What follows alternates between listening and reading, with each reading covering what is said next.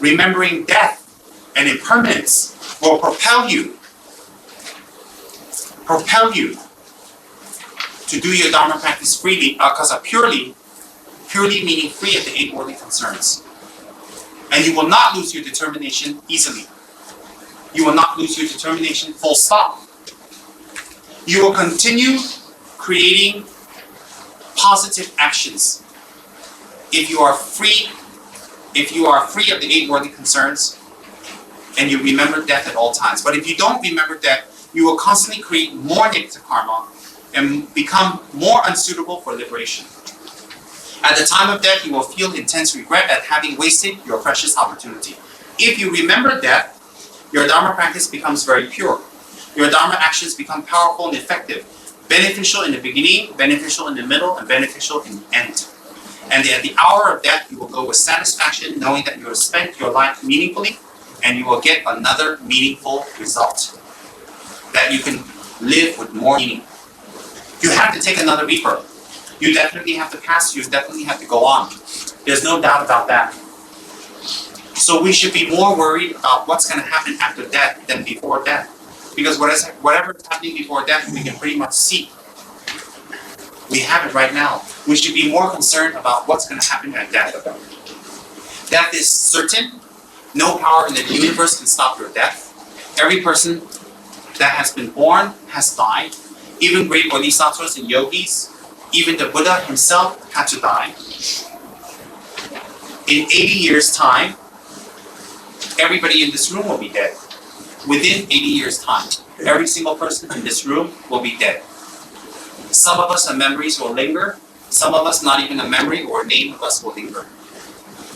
And all the actions that we have done to pamper our bodies, to protect our bodies, to protect our friends, so-called friends, and to go against our foes, and all the negative actions we have done for our friends and for our foes, and in the name of Dharma, will follow us. So within 80 years, everybody here will be dead. So what will matter at that time? Some can be tomorrow, some can be next year, some can be in 5 years. And the terrible part is it's all also uncertain. And therefore we can't even make plans for the future. We can't even make plans. Although we blindly and ignorantly and delusionally and out of great conditioning, we still make plans. But actually there are no plans to make because the plans are not in our hands. We cannot run away from death. There's nowhere to hide. Secret mountains and caves and forests, huge skyscrapers and vaults, bulletproof glass, etc., cannot protect us from death. There is nowhere to hide.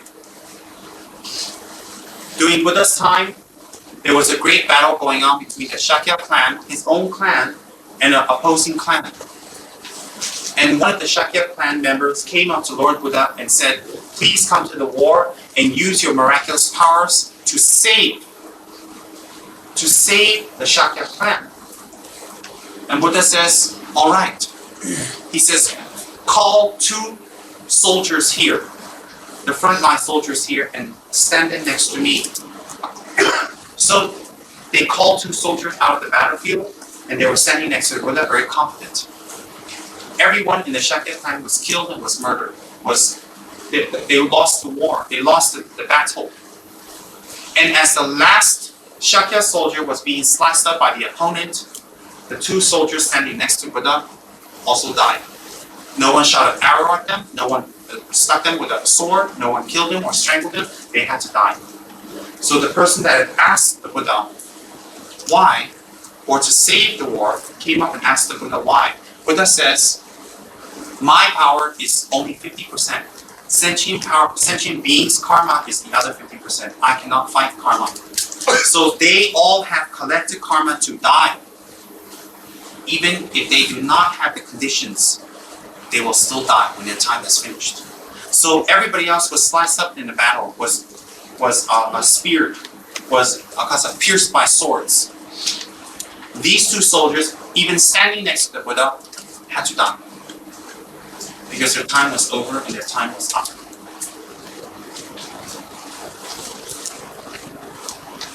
So we cannot run away from death. There's nowhere to hide. There's nowhere to escape.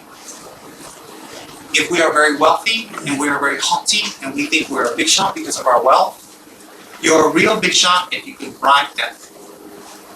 No one has been able to do that. No one. Even if we are strong and powerful, we cannot defeat death. Your strength, your muscular body, and your healthy bodies, and your great, wonderful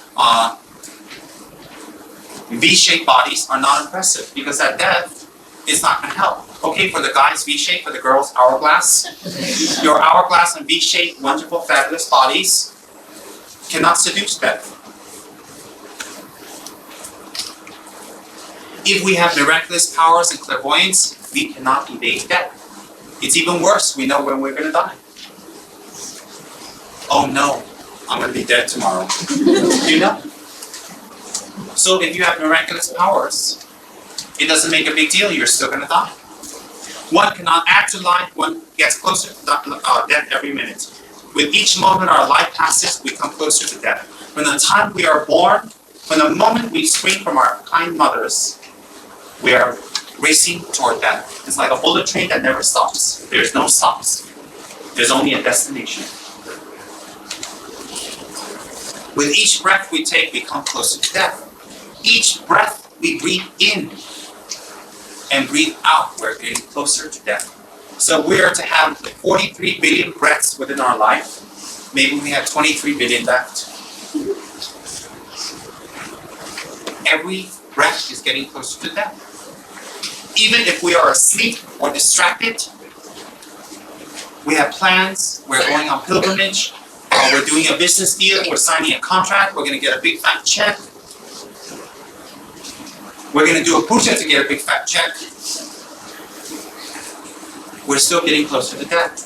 So some people avoid the subject, avoid the truth, and not face the truth, thinking that by not facing it,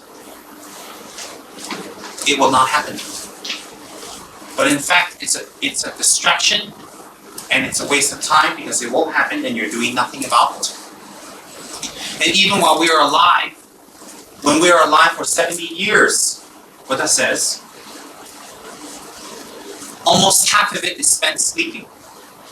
Imagine, out of the 70 years that we're basically alive, our lifespans, half of it has been spent sleeping.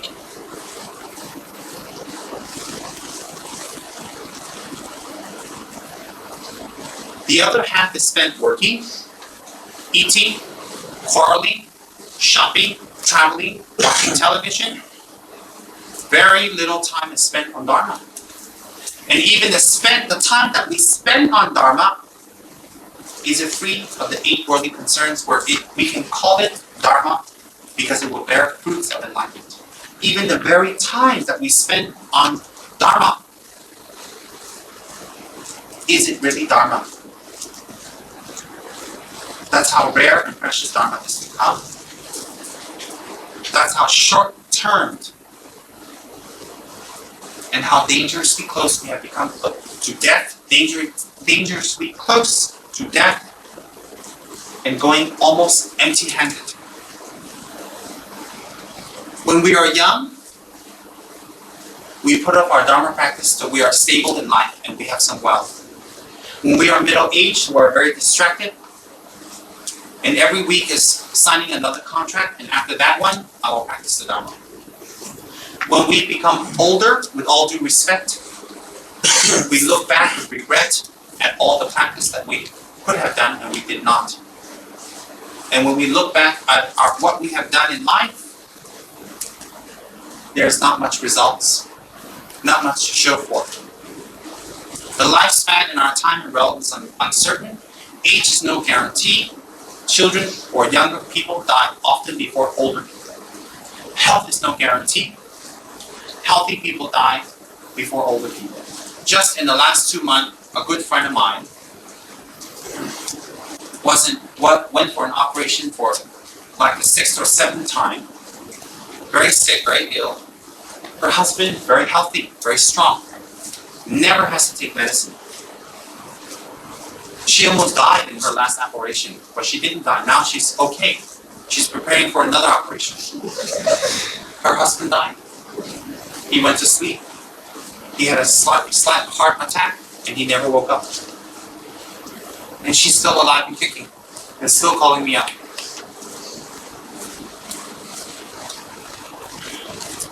Proof of that. Future plans are no guarantee. We can die before we complete our work. The very things that are meant to keep us alive become conditions that can actually kill us. Like food, housing, medicine. External conditions like accidents, natural catastrophes. Internal conditions like illness.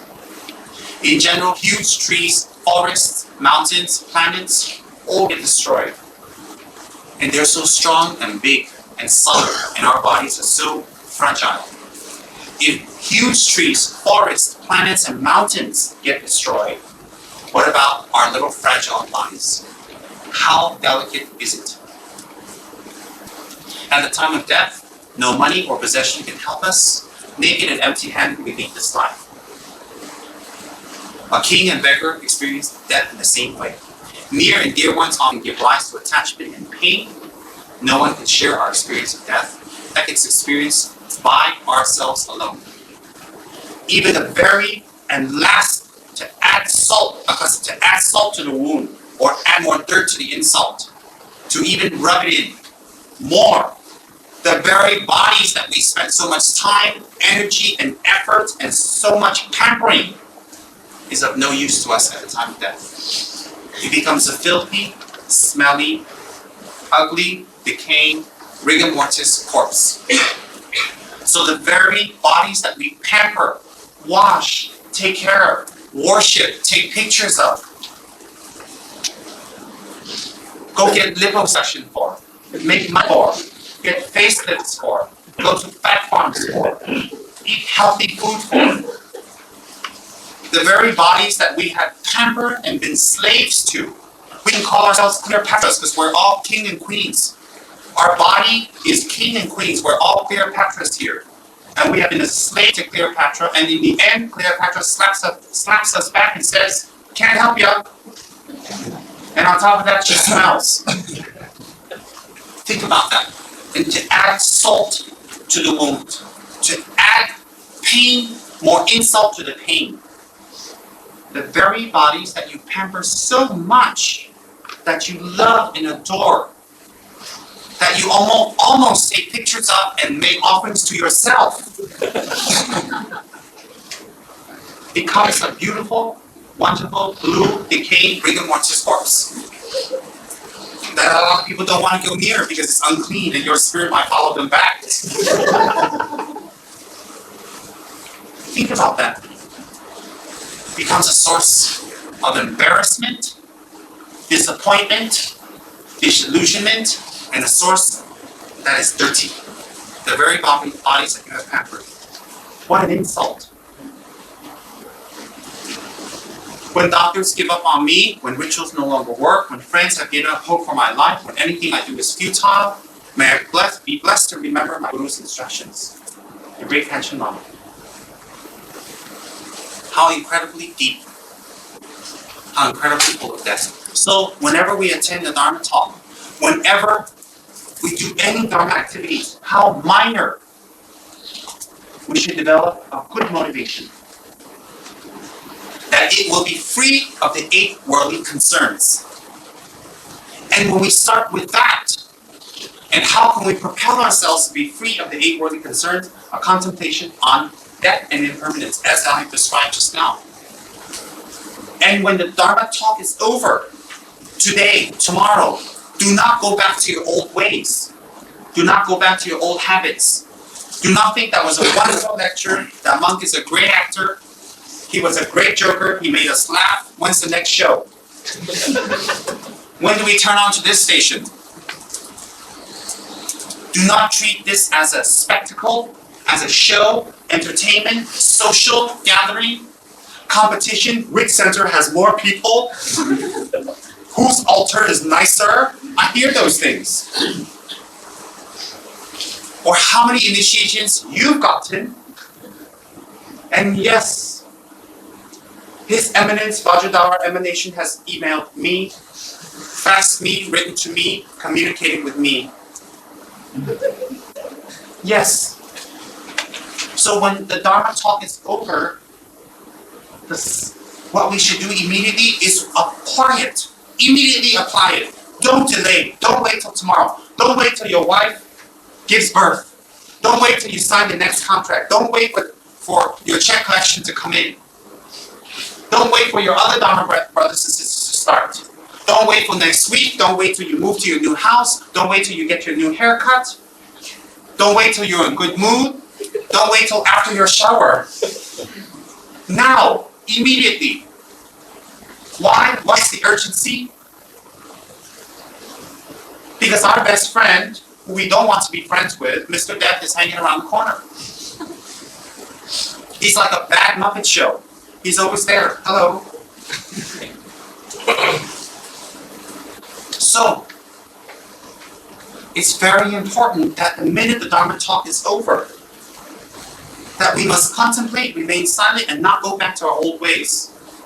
And not start gossiping, not start talking, not start putting other people down, fighting, disagreements. And in fact, right in the temple, right below your guru, right in front of the three jewels, right in front of Lama Tsongkhapa. How could we? How dare we? How blasphemous. Naughty, naughty, shame, shame.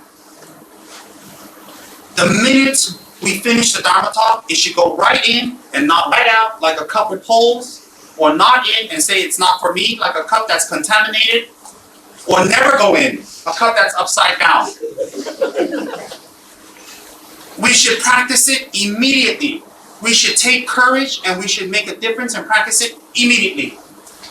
This moment. And not let it degenerate, but let it excel and grow. Very, very important. Very, very important.